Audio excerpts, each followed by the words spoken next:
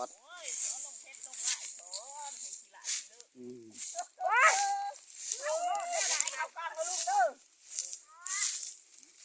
เป็นคนรุ่นเขากลางทอกยาฉันน้อยด้วยคนไม่เขาได้ไม่จะเข้าป่ะ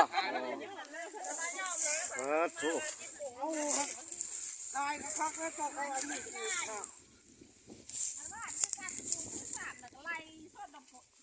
เอิ้งเขาเห็ดเลือดแต่หัวกับชิบยั่งหัวกับบ่ยั่งบอกเขาว่าบ่ยั่งหัวกับบ่ยั่งกินแบบสดกินข้าน้องกายว่าน้ำพวกยั่งเอาช่วงให้มาไก่ยังบ่ได้เอาเป็นตากินข้าน้องโอ้ตัวใหญ่นี่กินกันนะก็คือมาเป็นปลาเพิ่นนี่ลูกก็พอถึงสุดโอ้พ่อแม่เนาะลูกกับหลานเนาะโอ้แพะผากพิษแล้ว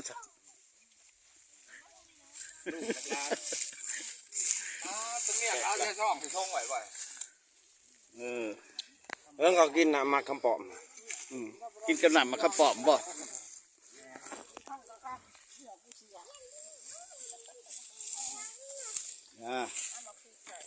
โอ้ยประท่านเห็นแล้วอีฟ้าเต้โอ้ก็เห็นตอนกุ้งของกินของแสบโอ้กินข้าวใส่ดิกินข้าวปลานี่แม่ขั้วแม่ขั้วมิตรผู้สาวนี่ตัวนี้15ป่ะพี่เด้อพี่แม่โหดตักป้าในตอนบักไงมาเด้อพี่น้องมากินน้ำกันเด้อตอนตะคอนเอาไปเอาแก้วนี่เอาใส่เข้ามาเบิ่งโรเดอร์ในช่องYouTube เด้อนี่ก็คือหมักหอยมันได้ต้มหักบ่ได้ต้มดอกพวกนี้สิอิ่มเลยนี่คอยอยู่เพื่อนเบิ่งแล้วบัดทั่วโลกเนี่ยเราเห็ดเฮา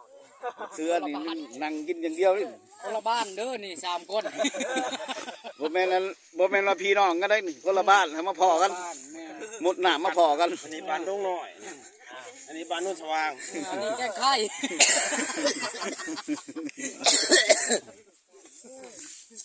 พ่อใหญ่ยัง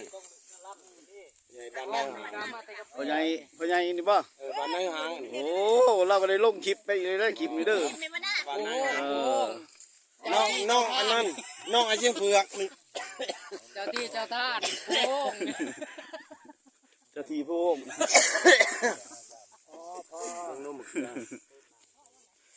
ครับกะทิพ่อประมาณนี้เนาะพี่น้องเนาะเอาซ้ำนี่ซะก่อน